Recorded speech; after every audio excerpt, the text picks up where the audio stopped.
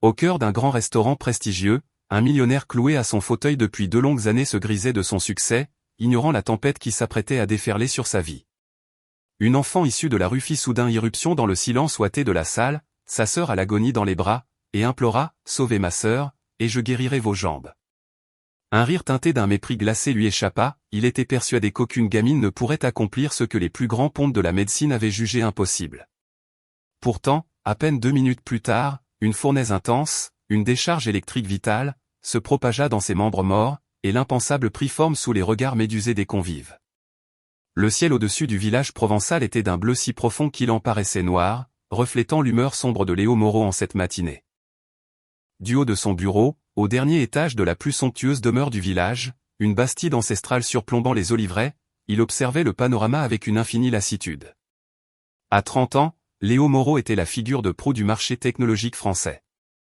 Sa société, Nexus France, avait initié une véritable révolution dans le domaine de l'IA médicale, faisant de lui l'une des personnalités les plus fortunées et les plus puissantes de France. Néanmoins, aucune richesse ne pouvait lui offrir ce qu'il désirait au plus profond de son être, sentir à nouveau la terre ferme sous ses pieds. Léo manœuvra son fauteuil roulant high-tech, une merveille d'ingénierie qu'il avait lui-même dessinée, pour faire face à son bureau monumental. Le déplacement, d'une fluidité parfaite et commandé par des capteurs neuronaux qui interprétaient ses pensées, constituait une torture ironique et permanente. Il avait érigé un empire technologique pour venir en aide à l'humanité, mais demeurait tragiquement impuissant face à sa propre détresse. Monsieur Moreau, votre appel vidéo avec nos partenaires de Tokyo débute dans 5 minutes, l'informa la voix professionnelle de Sandrine, son assistante, par le biais de l'interphone. J'y suis, répondit-il, son visage un masque de neutralité. 2 ans auparavant, Léo Moreau incarnait l'énergie et la joie de vivre. Son succès professionnel n'était qu'une partie de son existence trépidante. Il passait ses week-ends à défier les sommets alpins, à participer à des triathlons et à préparer un tour du monde à la voile avec Marine, sa fiancée. L'avenir s'annonçait éclatant, jusqu'à cette nuit funeste et pluvieuse sur l'autoroute de Bourgogne. L'accident, un chaos de métal et de verre, avait emporté Marine et avait condamné Léo à une vie d'immobilité, avec un diagnostic brutal, lésion complète de la moelle épinière. Il avait parcouru le monde, de Paris à Tokyo, de Bastogne à Zurich, pour consulter les meilleurs spécialistes.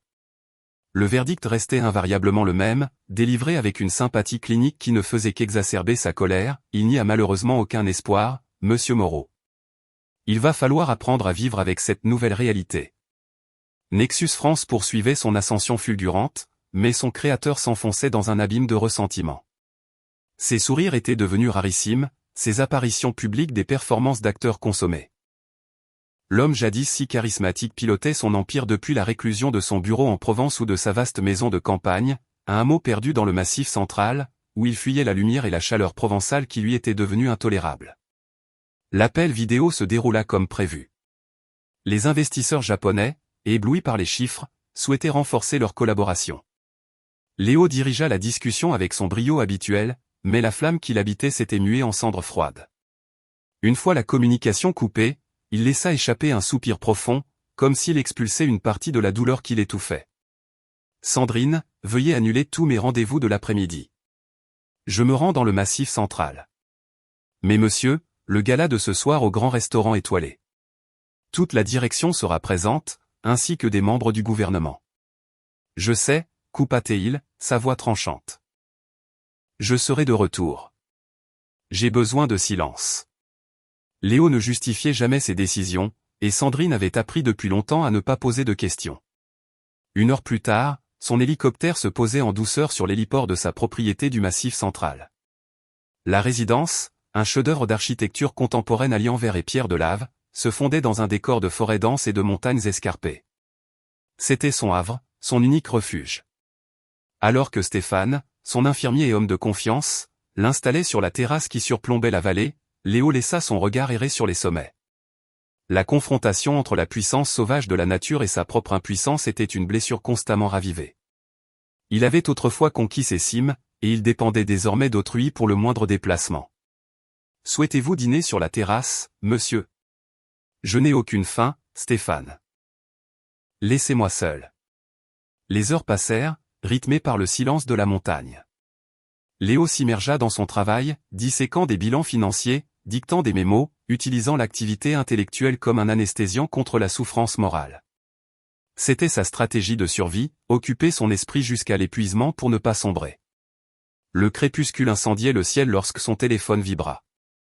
Sandrine, lui rappelant le gala. Il jeta un œil à sa montre. Le timing était serré, mais jouable.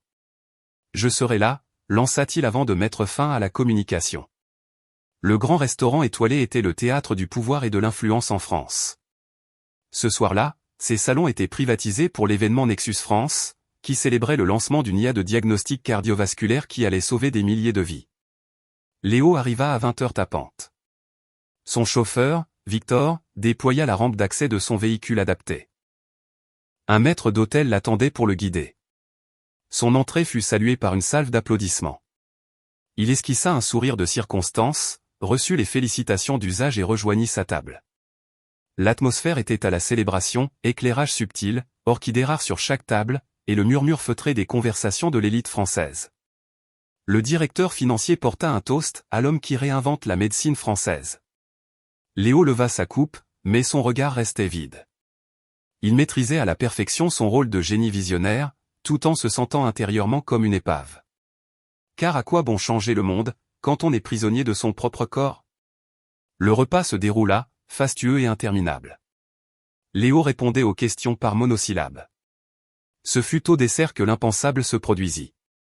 Une clameur s'éleva près de l'entrée. Le service de sécurité se mobilisa. Que se passe-t-il? Interrogea Léo. Soudain, une petite fille décharnée et aux vêtements en haillons traversa la salle en courant, portant dans ses bras une enfant encore plus jeune, visiblement très malade. Au secours! Aidez ma sœur, sanglotait-elle. Ignorant les gardes à ses trousses, elle se précipita vers Léo, comme aimantée. C'est vous, halta-t-elle, s'arrêtant devant son fauteuil. Vous pouvez nous aider. Vous êtes puissant. Léo fixa ses yeux d'un noir intense, où se lisait à la fois une terreur absolue et une volonté de faire. La petite dans ses bras respirait avec difficulté. Ma sœur est mourante, poursuivit la fillette alors que les gardes l'encerclaient. Les médecins ne veulent plus s'occuper d'elle. Monsieur, toutes nos excuses, s'empressa de dire un garde. Nous allons les raccompagner. Léo fit un geste de la main. Un instant. Laissez-la finir. La fillette reprit son souffle. Ma sœur a besoin d'un vrai hôpital. Je sais que vous en avez les moyens. J'ai vu votre visage partout. Léo arqua un sourcil. Et qu'est-ce qui te fait penser que je vais vous aider? La réplique de l'enfant le cloua sur place. Parce que je peux vous aider en retour, affirma-t-elle en désignant ses jambes inertes. Je peux vous rendre la marche. Un silence de mort s'abattit sur l'assemblée, bientôt troublé par quelques ricanements. La colère submergea Léo. Une farce de très mauvais goût. Faites-la sortir, lança-t-il d'une voix glaciale. Non, je vous en supplie, cria-t-elle. Laissez-moi juste vous toucher. Léo éclata d'un rire sans joie. Penses-tu que je n'ai pas tout tenté? Les plus grands professeurs m'ont condamné. Que pourrait bien faire une misérable gamine? Et c'est alors que, dans un mouvement fulgurant, la fillette se pencha et posa sa paume sur son genou. Pour la première fois depuis 2 ans, il ressentit quelque chose. Une chaleur irradiante, un choc électrique qui remonta le long de sa cuisse, ravivant des sensations qu'il croyait perdues à jamais. Le souffle coupé, Léo ne put articuler un mot. Le garde éloigna l'enfant, mais le prodige avait eu lieu. Léo dévisagea son genou, abasourdi. Que as-tu fait? Articula-t-il péniblement. Je vous l'ai dit. Mais ma sœur n'a plus beaucoup de temps.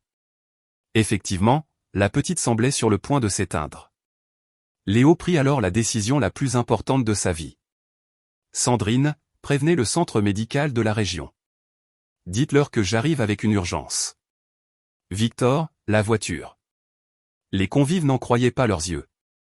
Le grand Léo Moreau, le reclus inaccessible, s'occupant de 2 petites mendiantes. Et vous deux, ordonna-t-il. Avec moi. Dans la voiture qui filait à travers la campagne provençale, Léo était en état de choc. 2 ans de néant sensoriel, anéanti par le simple contact d'une enfant. Ton nom, demanda-t-il. Manon. Et elle, c'est Chloé. Et vos parents? Nous n'en avons plus. Nous sommes à l'orphelinat du Bon Accueil, mais ils n'ont pas d'argent pour soigner Chloé. Et ce don. Comment? Manon le regarda droit dans les yeux. J'ai toujours su. Je sens la maladie chez les gens. C'est comme une ombre. Et parfois, je peux la chasser. Au centre médical de la région, Chloé fut immédiatement prise en charge par l'équipe du docteur Jean Dupont, le chef du service de pédiatrie. Manon refusa de quitter sa sœur, et Léo imposa sa présence. 1 heure plus tard, le diagnostic tomba, pneumonie aiguë sur fond de dénutrition sévère. Les prochaines heures sont critiques, annonça le médecin. Faites le maximum, docteur. Coûte que coûte. Quel est votre lien avec elle, s'enquit le médecin.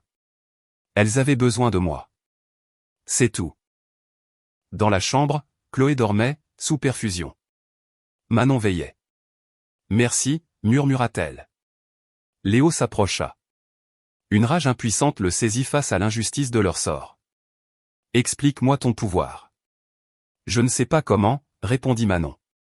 C'est comme une lumière en moi. Quand je vois l'ombre chez quelqu'un, je peux envoyer ma lumière pour la combattre. Léo, le rationaliste, doutait. Mais il y avait cette sensation dans sa jambe. Vous ne me croyez pas, devina Manon. Je peux vous prouver. Elle s'empara d'un vase contenant une tulipe complètement fanée. Observez.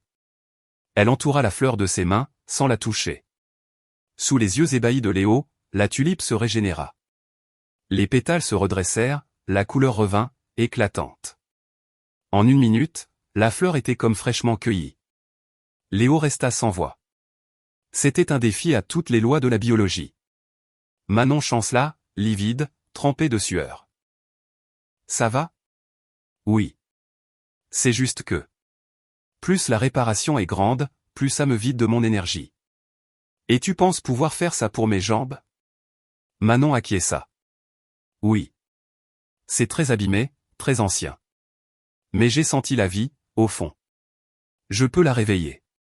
L'espoir, ce sentiment qu'il avait banni de son existence, refit surface, fragile et têtu. Le docteur Dupont revint pour examiner également Manon. Léo s'y opposa fermement.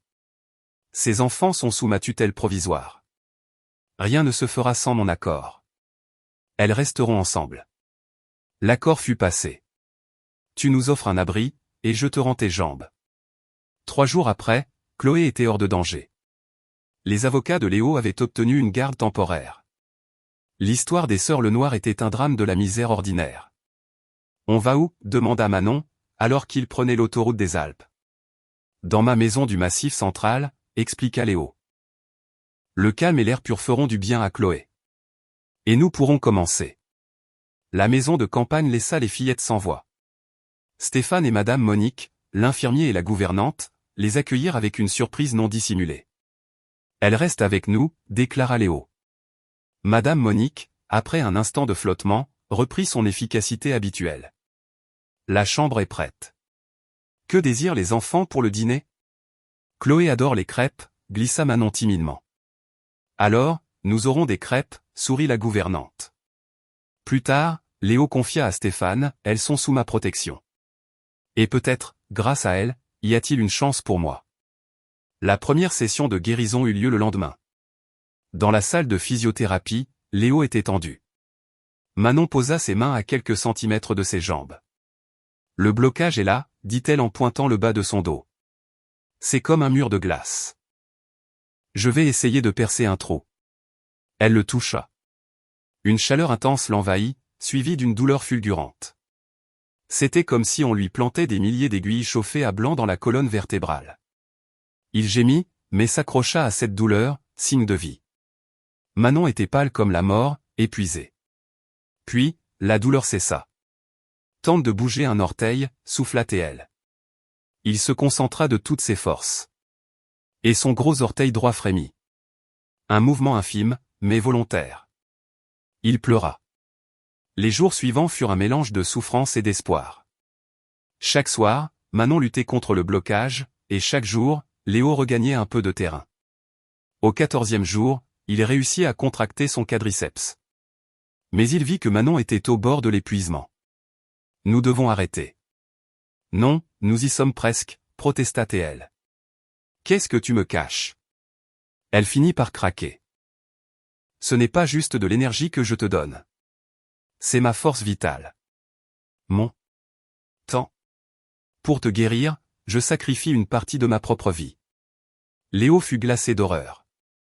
C'est fini, décréta Théil. Plus jamais. Je ne te laisserai pas mourir pour moi. C'est le pacte, rétorqua Théel. Le pacte est rompu. Vous êtes chez vous, c'est tout. Tu m'as déjà rendu l'espoir, Manon. Ça n'a pas de prix. Cette nuit-là, il contempla la photo de Marine. Que ferais-tu à ma place, mon amour? Comment accepter un tel sacrifice? Il dut retourner en Provence pour calmer le conseil d'administration et apprit qu'une assistante sociale, Sophie Fournier, allait enquêter sur sa demande de tutelle. Le retour de Léo après son voyage d'affaires fut un soulagement pour Manon. La visite de l'assistante sociale se déroula dans une atmosphère tendue. Le rapport fut mitigé, soulignant le risque que représentait l'absence de lien de sang. Le risque se matérialisa, Valérie Dubois, la tante des filles, se manifesta et demanda leur garde. Au tribunal, la juge Marie Lambert accorda à Léo une prolongation de sa garde, mais ordonna des visites régulières avec la tante en vue d'une transition. Les visites révélèrent une ancienne blessure, Valérie avait peur du don de Manon. Un petit accident de Chloé au jardin confirma les craintes de la fillette. Pendant ce temps, les médecins de Léo, face à sa récupération miraculeuse, le soupçonnèrent de suivre un traitement expérimental secret. Igna, protégeant Manon. La date de l'audience finale approchait. Léo découvrit que Manon, malgré l'interdiction, avait repris les séances de guérison en cachette la nuit, s'épuisant pour qu'il puisse marcher devant la juge. Il la stoppa net. Sentant l'impasse, il contacta Valérie et lui proposa une garde partagée. Le jour même de leur rencontre, Manon s'évanouit. Les médecins diagnostiquèrent un vieillissement cellulaire accéléré et inexplicable. À son chevet, Chloé, dans un geste désespéré, révéla posséder un don similaire, encore plus puissant. Elle sauva Manon mais tomba elle-même dans le coma. Manon, à son réveil, utilisa ses dernières forces pour partager et équilibrer leur énergie vitale, se sauvant l'une l'autre dans un acte d'amour ultime. Valérie, bouleversée par les événements, accepta la proposition de Léo. Quelques semaines plus tard, Léo se présenta à l'audience en marchant, s'appuyant sur des béquilles. Le juge, ébahi, valida leur accord de garde partagée. 5 ans s'étaient écoulés. La maison de campagne était devenue un foyer chaleureux. Léo, qui ne se déplaçait plus qu'avec une canne, avait créé une fondation pour les enfants en difficulté. Valérie était une présence aimante et régulière. Manon et Chloé, bien que physiquement plus fragiles, s'épanouissaient. Un dimanche, ils se rendirent ensemble sur la tombe de Marine. Léo déposa des fleurs. « Je voulais te présenter ma famille, dit-il, la voix brisée par l'émotion. Le plus grand miracle n'a pas été de remarcher, Marine. Le plus grand miracle a été de réapprendre à aimer. Grâce à toi, et à ces 2 anges qui m'ont appris que les liens du cœur sont plus forts que ceux du sang. » En repartant, il observa les 2 sœurs dans son rétroviseur. Elles avaient trouvé leur famille, une famille improbable née d'un miracle, et c'était la seule chose qui importait vraiment.